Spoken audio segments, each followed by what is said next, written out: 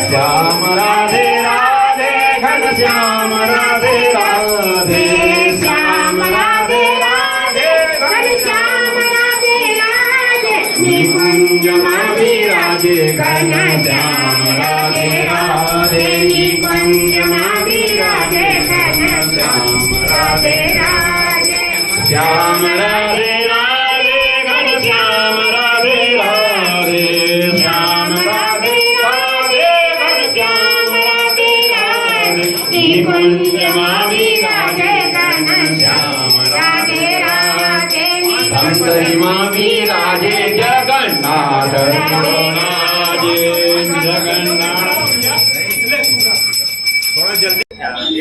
आज भगवान का महास्नान हुआ है। जगन्नाथपुरी एवं अन्य मंदिरों में ये ज्येष्ठ पूर्णिमा का होता है, लेकिन यहाँ व्यवस्था नहीं है, इसलिए अष्टमी को करते हैं, आषाढ़ कृष्ण पक्ष अष्टमी को। तो आज के दिन महास्नान की विशेषता ये है कि जगन्नाथपुरी में जो समुद्र है उसमें ज्येष्ठ शुक्ल पक्ष के एकादशी से पूर्णिमा तक भारत की जितनी पवित्र नदियाँ हैं, गंगा, यमुना, गुप्त जो गोदावरी नदी, सब सूक्ष्म रूप से प्रवाहित होती हैं, वो वहाँ पर विराजित होती हैं। तो वहाँ का जल हम लोग लाते हैं। आज से महोत्सव चालू हो गया और वो जल ला के यहाँ जो स्नान कराते हैं उस जल में हम मिलाते हैं। उसके बाद उस जल से और फिर विभिन्न प्रकार की औषधियों से यहाँ भगवान का महास्नान होता है।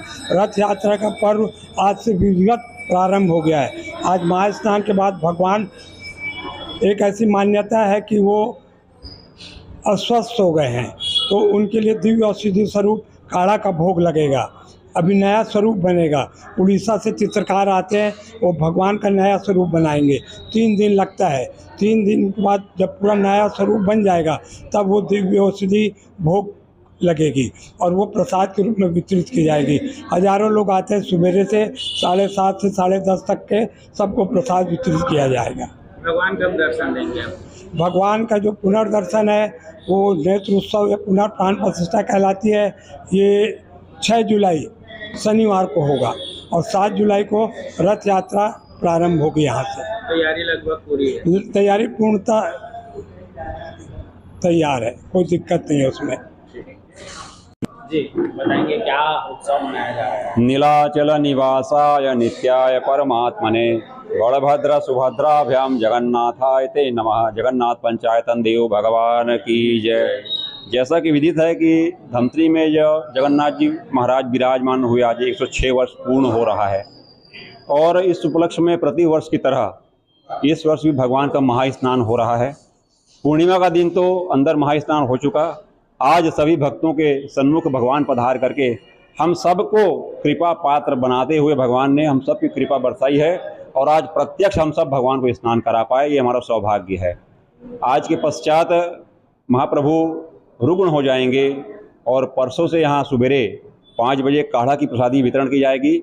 भगवान को दिव्य औषधियों से युक्त सेवन कराया जाएगा। औषधियों का हम सब की भावना है, महाप्रभु कोई अस्वस्थ होते नहीं हैं, लेकिन हम सब के ऊपर कृपा करने के लिए भगवान अस्वस्थ होते हैं। माधव दास जी भगवान के अनन्य सेवक हो चुके, वे नित्य प्रतिदिन भगवान महाप्रभु की सेवा करते थे, लेकिन जब वे रुग्ण अवस्था में आ गए, उनका शरीर साथ नहीं दे रहा था, वे खाट पे पड़े हो गए। 15 दिन तक वे भगवान की सेवा में निरंतर रत रहे। कहाँ पे? खाट में पड़े पड़े मानसिक सेवा कर रहे थे।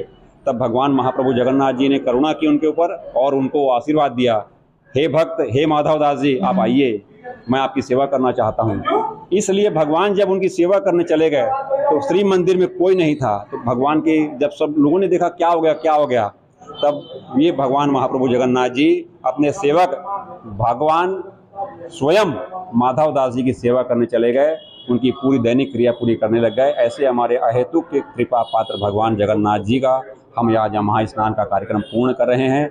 आज के पश्चात भगवान हमें दर्शन 6 जुलाई को प्रतिपदा के दिन देंगे, जिस दिन भगवान की पुनः प्राण प्रतिष्ठा की जाएगी। चलित मूर्ति है, हम सब जानते हैं। और 7 तारीख को रथ यात्रा का जो महामहोत्सव है, जैसा कि हमारे यहाँ के पंडित जी आचार्य जी ने कहा है, श्री बालकृष्ण शर्मा जी ने, पूरे विधि विधान के साथ यहाँ पूरी प्रतिष्ठा होगी। 7 तारीख को रथ यात्रा इतवार के दिन है और प्रातः मंगला आरती 4:30-5 बजे होगी। दोपहर भगवान को 56 भोग लगेगा और भगवान रथारूढ़ होकर के भाई भैया, बड़े भैया बलभद्र भैया और माँ सुभद्रा जी के साथ में गौशाला, जहाँ हम कहते हैं मौसी का घर है, गुंडीचा मंदिर है, वहाँ तक पधारेंगे। आइए हम सब जगन्नाथ जी के आशीर्वाद लें, कृपा पात्र बने। जय जगन्नाथ। अपना परिचय? योगेश गांधी, धमतरी निवासी हूँ मैं और जगन्नाथ भगवान का नित्य दर्शन करने वाला वो सेवक हूँ। आज से महोत्सव की शुरुआत हो गई। हाँ, जगन्नाथ भगवान का आज स्नान यात्रा का प्रोग्राम था। तो ये 106वां वर्ष है, जो कि बहुत धूमधाम से रथ यात्रा की तैयारी के लिए ये कहा जाता है कि स्नान भगवान का होता है सर्वप्रथम। उसके बाद जो जगन्नाथपुरी से वो आते हैं, एक सेवक जो आते हैं, वो उनका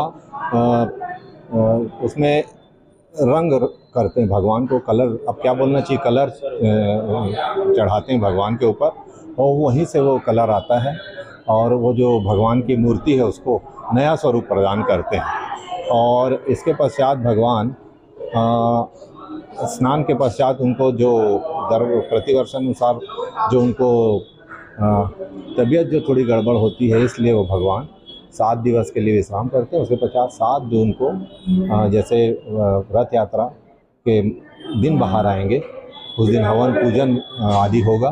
उसके पश्चात भगवान को रथ में विराजमान करके उनके ननिहाल ले जाते हैं मौसी के यहाँ, जो कि अपने बिलाई माता गौशाला मैदान में, वहाँ पर 13 दिन निवास करने के पश्चात, स्वास्थ्य लाभ लेने के पश्चात वापस इस मंदिर में वापस प्रतिष्ठित होते हैं। मेरा नाम अनुराग गुप्ता है। और मैं यहाँ पे बचपन से आ रहा हूँ जगन्नाथ स्वामी जी के स्नान पर, और ये बहुत ही अद्भुत रहता है। मानो स्नान जगन्नाथ स्वामी को करवा रहे रहते हैं, लेकिन ये हमारा मन का मैल जो है पूरी तरीके से लुप्त होते जाता है, और ये बहुत ही अद्भुत रहता है, बहुत ही अद्भुत रहता है। जगन्नाथ स्वामी जी साक्षात रूप से कली काल में जो है यहाँ पे उपस्थित हैं। उन्होंने भक्तों के लिए यह संदेश दिया था कि कली काल में मैं जगन्नाथ स्वामी के रूप में यहाँ विराजमान रहूँगा, और जो भी मेरा नाम जप स्मरण करेगा उसका मैं कल्याण करूँगा। जय जगन्नाथ। भैया श्रद्धा इंतज़ार तो ऐसा है कि कई जन्म हो चुके हैं, उसके बाद भगवान की कृपा से आज ये अवसर मिला है।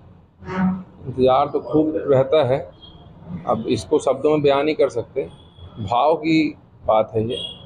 भगवान जगन्नाथ जी के हम स्नान पूर्णिमा में जगन्नाथपुरी भी गए थे, वहाँ हमें भगवान जी का स्नान का दर्शन करने का बहुत बड़ा अवसर मिला। और उस दिन तो साक्षात वरुण देवता भगवान को तो स्नान हो रहा था, पर वहाँ आए हुए जितने भी भक्त श्रद्धालु थे सबको अद्भुत तरीके से भगवान ने स्नान कराया और सब पे कृपा हुई है। और ये पूर्व जन्म के किसी के पुनीत कार्य होंगे जो वहाँ पहुँचा था, क्योंकि भगवान का स्नान पूर्णिमा हम तो कभी कल्पना भी नहीं किए थे। हमारे गुरुदेव हैं डॉक्टर रोशन उपाध्याय सर, उनकी कथा सुनकर ये भाव आया, और उस भाव से जब हम गए, हकीकत है कि हम बता नहीं सकते कि हमारा हालत क्या था। सब कोई रो रहा है, कोई झूम रहा है, सब अपने अपने उसमें। आज मंदिर आए हैं, कैसा लग रहा है?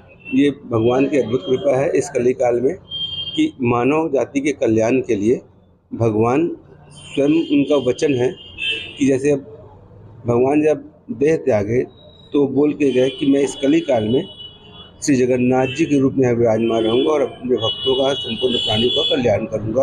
और हमें बोल के गए कि ना हमें सत्कार्यों में सबके प्रति श्रद्धा भाव, सबके प्रति मतलब जो बोलते हैं वसुदेव कुटुंबकम की जो अपन कल्पना करते हैं, ये सब यहीं से ही शुरुआत हुआ है इन चीज़ों का। तो हमको सबको इस पुनीत कार्य में जुड़ना चाहिए और भगवान से आशीर्वाद लेके हमें सत्कार की ओर, मानवता की ओर और संपूर्ण विश्व के कल्याण की ओर जाने की प्रेरणा हमें यहाँ से मिलती है, और सबको इसका अनुसरण करना चाहिए। जय हिंद।